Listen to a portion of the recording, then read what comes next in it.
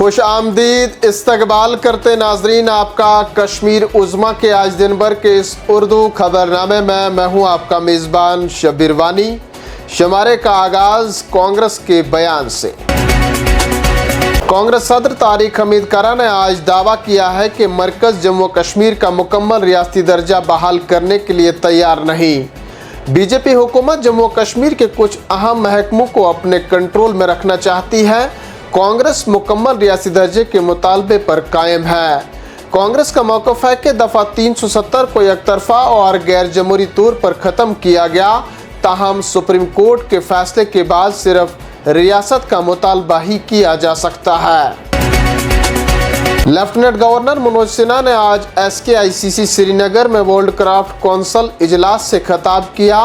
انہوں نے کہا کہ گزشتہ چند برسوں میں انتظامیہ نے جموں کشمیر کے کاریگروں کو عالمی سطح پر متعارف کرایا ہے اور مقامی دستکاری کو فروغ دیا۔ سری نگر کا ورلڈ کرافٹ سٹی میں شامل ہونا حکومت کی بڑی کامیابی۔ شہر میں وسیع پیمانے پر بنیادی ڈھانچے کی ترقی اور سمارٹ سٹی پروجیکٹ سے شہریوں کے معیار زندگی میں بہتری آئی ہے۔ سابق وزیر اعلیٰ محبوبہ مفتی کا کہنا ہے کہ ملک میں سب سے بڑی اقلیت کو غیر معمولی خطرات کا سامنا ہے۔ ان کی عزت، زندگی، معاش اور عبادت گاہوں پر حملے ہو رہے ہیں جو ہر شہری کے لیے مساوی حقوق اور وقار کی آئینی ضمانت کے خلاف ہے۔ اتر پردیش میں 4 بے گناہوں کی ہلاکت اس تلخ حقیقت کی دردناک یاد دہانی ہے۔ نیشنل کانفرنس کے صدر ڈاکٹر فاروق عبداللہ، وزیر اعلیٰ عمر عبداللہ اور دیگر سینئر رہنما عمرہ کی ادائیگی کے لیے مدینہ پہنچ چکے ہیں۔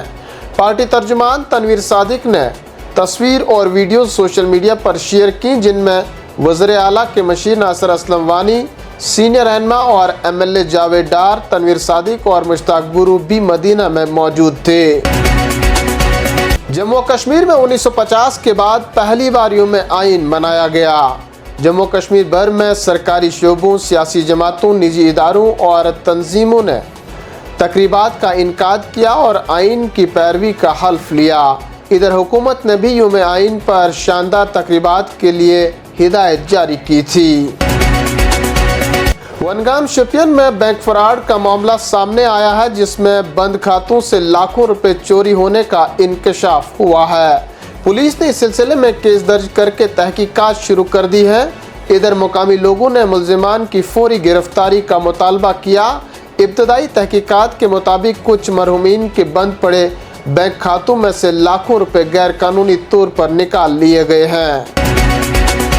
کشتواڑ میں آج صبح پیش آئے ایک حادثے میں ٹرک ڈرائیور لقمہ اجل بن گیا ہے۔ یہ حادثہ ڈنگڈورو پاور پروجیکٹ کے اندر پیش آیا۔ وہیں کٹھوا ضلع میں ایک نجی کار حادثے کا شکار ہوئی، جس کے نتیجے میں پولیس کانسٹیبل کی موت واقع ہو گئی۔ ریاسی میں پولیس نے 4 منشیات فروشوں کو گرفتار کیا ہے اور ان کے قبضے سے ہیروئن برآمد کی۔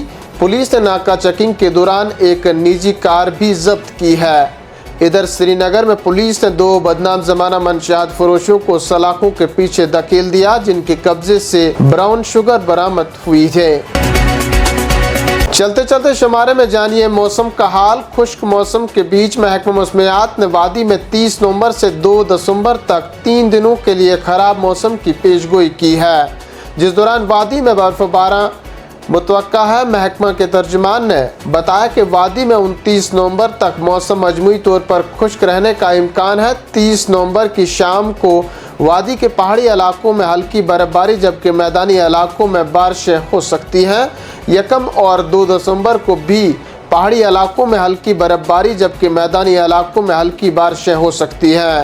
بعد ازاں وادی میں 6 دسمبر تک موسم ایک بار پھر خشک رہنے کا ہی امکان ہے۔ انہی خبروں کے ساتھ ناظرین شمارہ اختتام کو پہنچتا ہے۔ آپ مزید خبریں، حالات و واقعات جاننے کے لیے ہمیں سماجی رابطہ کا X، Facebook، YouTube، Insta کے ساتھ ساتھ ویب سائٹ پر بھی کلک کر سکتے ہیں۔